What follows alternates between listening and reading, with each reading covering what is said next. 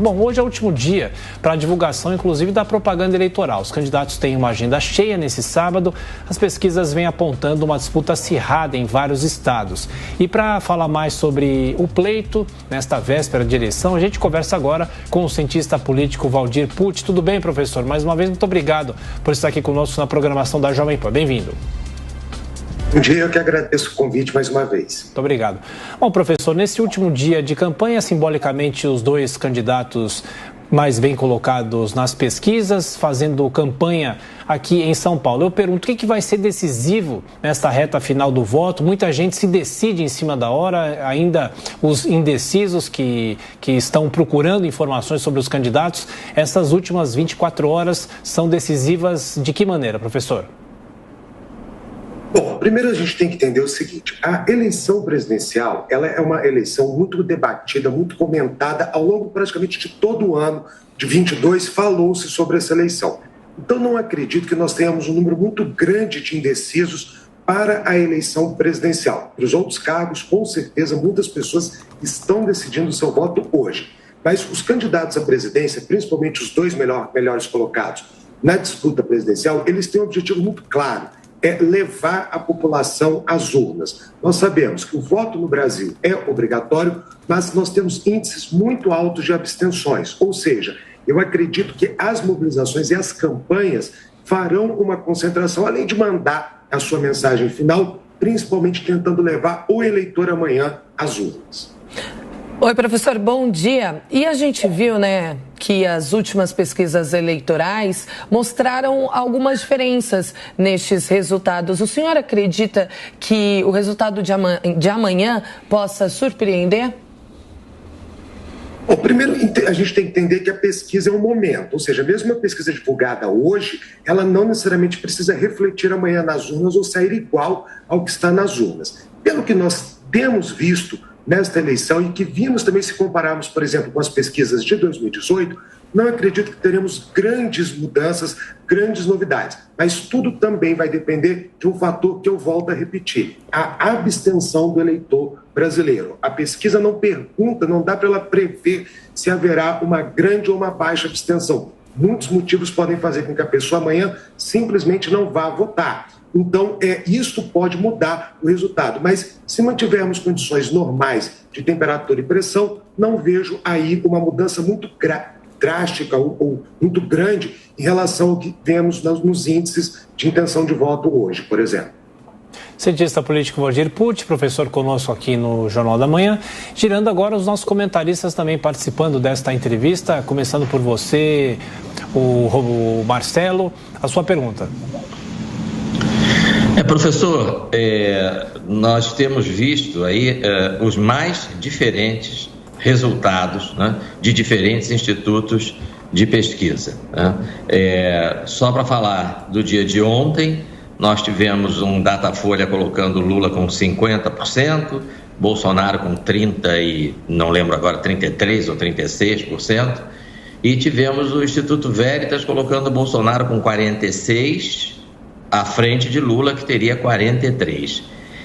A que o senhor atribui essa discrepância tão grande, gigantesca, na verdade, entre resultados de institutos diversos?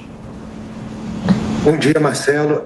Na verdade, essa discrepância ela acontece por um motivo muito claro, a metodologia utilizada por cada um dos institutos. Então, a gente comparando os dois institutos que você colocou aí, por exemplo, como exemplos, são duas metodologias diferentes para fazer a verificação das intenções de voto. Então, eu acredito, na verdade, que nós vamos ter que rever na nossa legislação essa questão da divulgação metodológica das pesquisas, justamente para que não haja essas discrepâncias. Então, nós temos que entender melhor como os institutos definem a metodologia que vão aplicar e ela tem que ser verificada, na verdade, se seguiu aquilo de fato que foi determinado. Porque se a gente pegar os registros no TSE, por exemplo, as metodologias estão todas lá.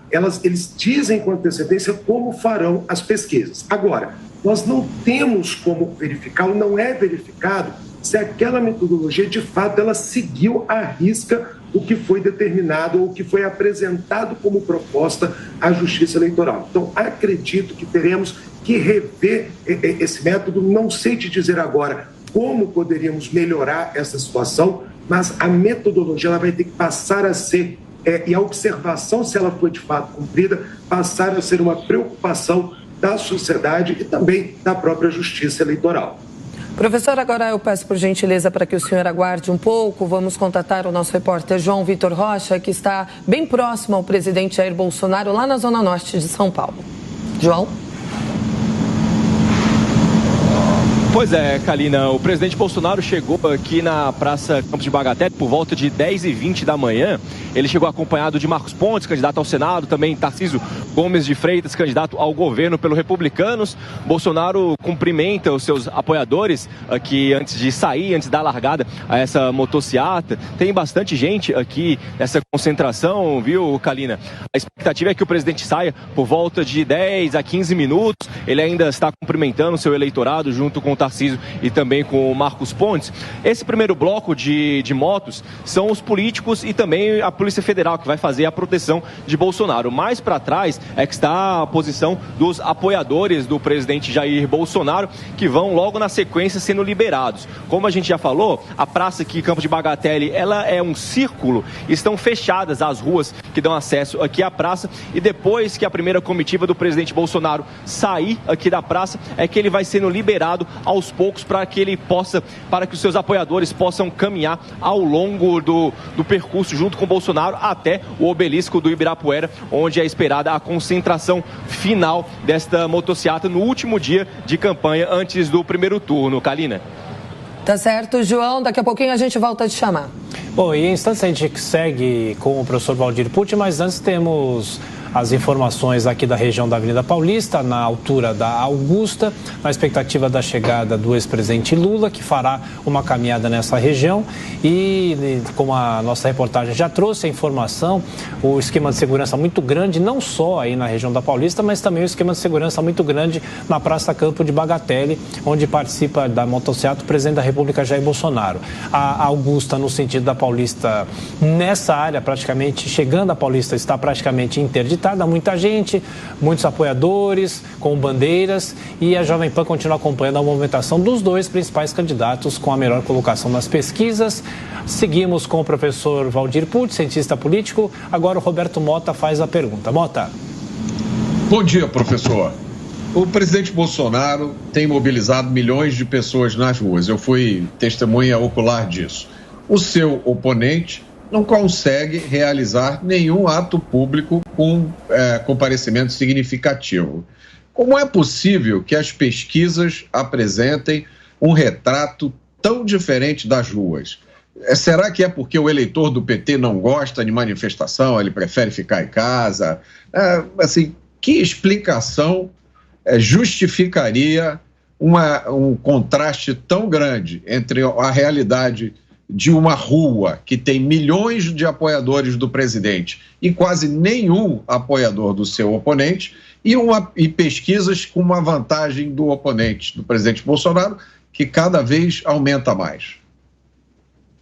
Bom dia, Mota. Bom, primeiro, nós temos que entender o seguinte, o presidente Bolsonaro, ele tem, sim, uma capacidade de mobilizar multidões, ou seja, os apoiadores dele são muito aguerridos, são pessoas que de fato vestiram a camisa do presidente, são pessoas que vão atrás, fazem questão de demonstrar o apoio, ou seja, não há como negar a capacidade de mobilização do presidente Bolsonaro e da campanha de Bolsonaro, como vimos em várias imagens, como você mesmo colocou, que acompanhou de perto essa mobilização. Então, o presidente tem sim uma grande capacidade de mobilizar. O que não está sendo feito pelo PT. O PT não consegue fazer mobilizações ou grandes mobilizações nesta campanha eleitoral. Agora, o fato de mobilizar, conseguir agregar os seus apoiadores ou não levar para a rua, como o PT não consegue fazer grandes manifestações como o presidente faz, isso não necessariamente faz ou precisa se converter em voto ou não voto. O que eu quero dizer, se nós olharmos a maior parte da população, a grande maioria, não os que participaram de manifestações, a grande maioria está silenciosa. Nós não vemos tantos adesivos em carros nesta campanha, nós não vemos tanta mobilização nas ruas nesta campanha, ou seja, esta campanha vai ser decidida principalmente pela a massa silenciosa, se me permitem usar esse termo. Não necessariamente a mobilização, a falta de mobilização significa maior ou menor chance no processo eleitoral. Quem vai falar vai ser a massa silenciosa, na verdade. Professor Valdir, como avaliar nessas últimas semanas, ou talvez nos últimos dias, essa tentativa da própria campanha do PT de atrair eleitores de Ciro Gomes e também de Simone Tebet? É normal isso acontecer numa campanha eleitoral? É justo, moral, vamos dizer assim? Não há nenhum problema? Tecnicamente, é parte do processo democrático. Nós já tivemos isso em campanhas anteriores. Então, por exemplo, vamos pegar o candidato Ciro, que tanto reclamou do voto útil agora em 2022. Mas se a gente voltar a 2018, Ciro fez o voto útil na reta final, ele pedia o voto útil, porque o argumento dele era: para vencer Bolsonaro, o candidato Bolsonaro no segundo turno, somente ele poderia vencer e não Haddad. Então ele tentou trazer para si os eleitores do PT numa tentativa de levar a sua candidatura ao segundo turno.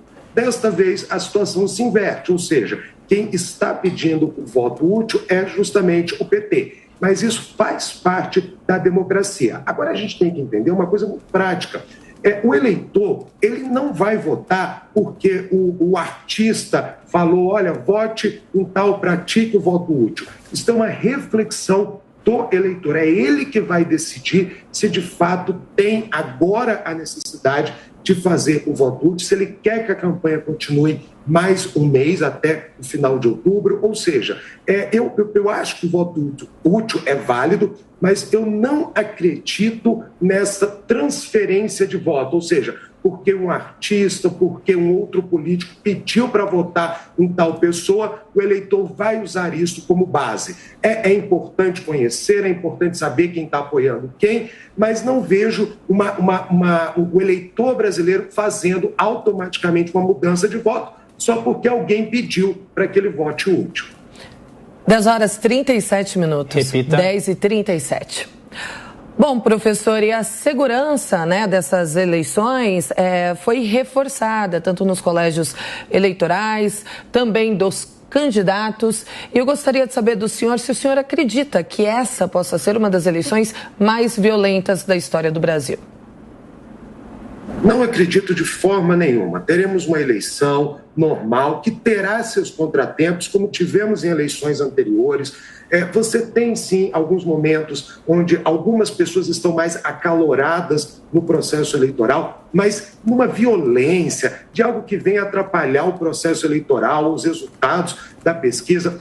A Justiça Eleitoral, os estados, a própria Polícia Federal, todos estão preparados para essa eleição. Eu acho que o medo de alguma violência foi até bom. Por quê? Porque ajudou com que as polícias, ajudou com que o Estado como um todo se preparasse para esse momento. Então, não acredito em um dia violento, não acredito em nada que vai prejudicar. Como eu digo para todos, vão aos seus colégios, às suas sessões eleitorais e votem como fizeram em todas as eleições anteriores no Brasil.